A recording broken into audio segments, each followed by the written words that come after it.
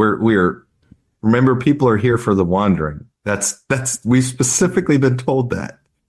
So keep the wandering going. Wander we shall. Would hate to disappoint.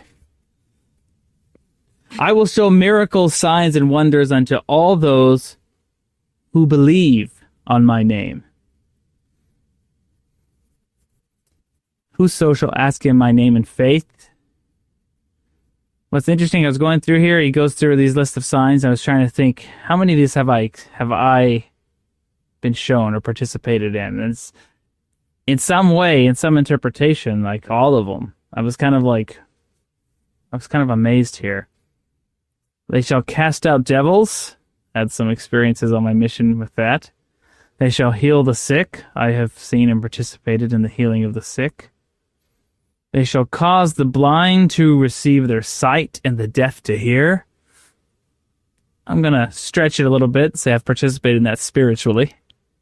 I've seen that and participated in that spiritually. I've seen the spiritually blind receive sight and spiritually deaf learn to hear. Cause the dumb to speak. I think we've done that, just not in the way this is meeting. We've definitely caused the dumb to speak in our YouTube comments.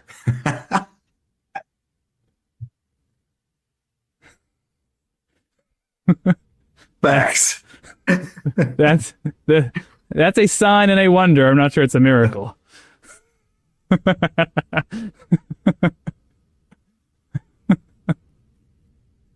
Oh, cause the lame to walk.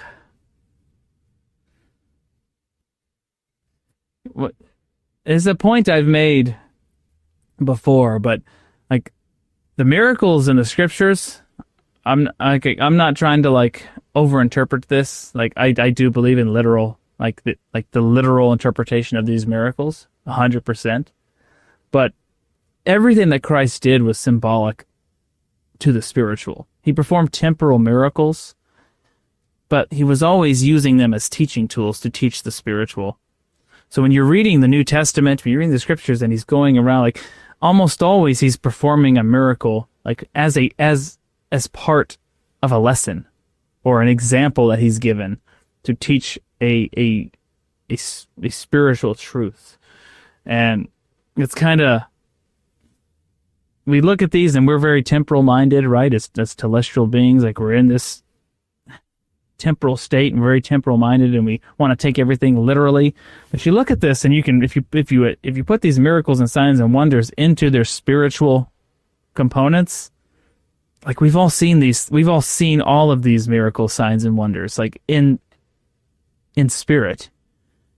And I just think that's a very interesting way to interpret these miracle signs and wonders in a way that's very relevant, and it makes them very prominent.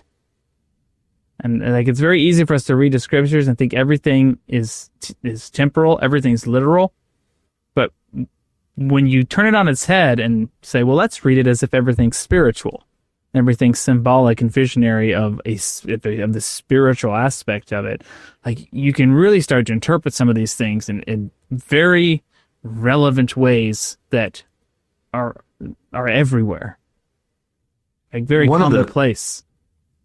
One of the things we've discussed previously, I can't remember if it was in another Come Follow Me, it was a while back, or if it was in one of our Gospel Mysteries podcasts, but we talked about how the literal fulfillment of some of these things, people often ask or wonder, like, why don't we see more of this today, especially when they read a verse like this. First, let me say, this probably does happen more than we realize in the literal sense, in the physical sense. So let's put that out there. It probably does happen more than we understand, more than we realize. Thank you for watching. If you found this content spiritually enlightening, please like, comment, and subscribe. Like the gospel, these little things make all the difference, and it helps the algorithm push out better content for everyone to enjoy on YouTube.